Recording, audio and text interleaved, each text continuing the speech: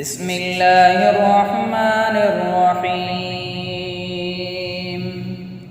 إذا وقعت الواقعة ليس لوقعتها كاذبة خافضة رافعة إذا رجت الأرض رجا وبست الجبال بسا فكانت هباء منبثا وكنتم أزواجا ثلاثا فأصحاب الميمنة ما أصحاب الميمنة وأصحاب المشأمة ما أصحاب المشأمة والسابقون السابقون أولئك المقربون في جنات النعيم ثلة من الأولين وقليل من الآخرين على سرر موضونة متكئين عليها متقابلين يطوف عليهم ولدان مخلدون بأكواب وأباريق وكأس من معين لا يصدعون عنها ولا ينزفون وفاكهة مما يتخيرون ولحم طير مما يشتهون وحور عين كأمثال اللؤلؤ المكنون جزاء بما كانوا يعملون لا يسمعون فيها لغوا ولا تأثيما إلا قيلا سلاما سلاما وأصحاب اليمين ما أصحاب اليمين في سدر مخضود وطلح منضود وظل ممدود وماء مسكوب وفاكهة كثيرة لا مقطوعة ولا ممنوعة وفرش مرفوعة إنا أنشأناهن إنشاء فجعلناهن أبكارا عربا أترابا لأصحاب اليمين ثلة من الأولين وثلة من الآخرين وأصحاب الشمال ما أصحاب الشمال في سموم وحميم وظل من يحموم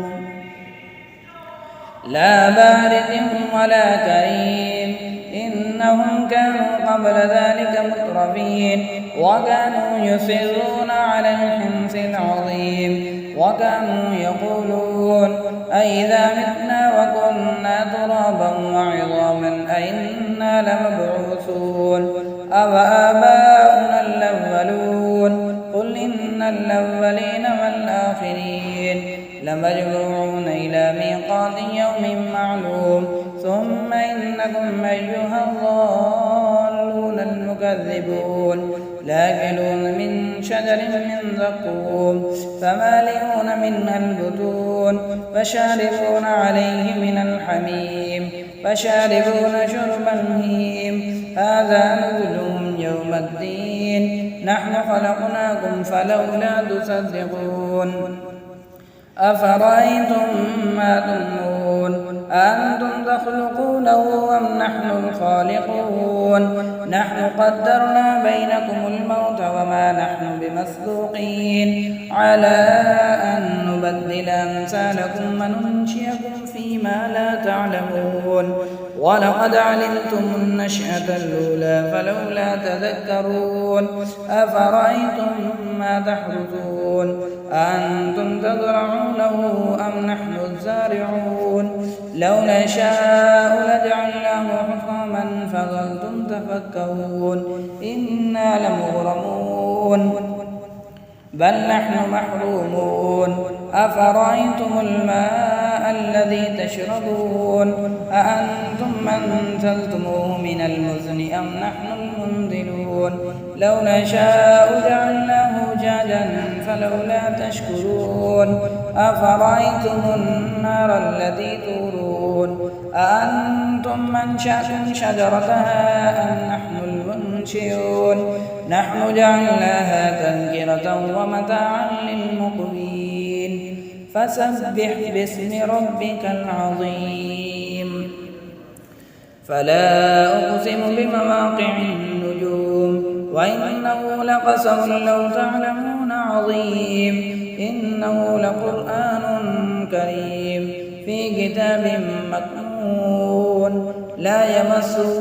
إلا المطهرون تنزيل من رب العالمين أفبهذا الحديث أنتم مدهنون وتجعلون رزقكم أنكم تكذبون فلولا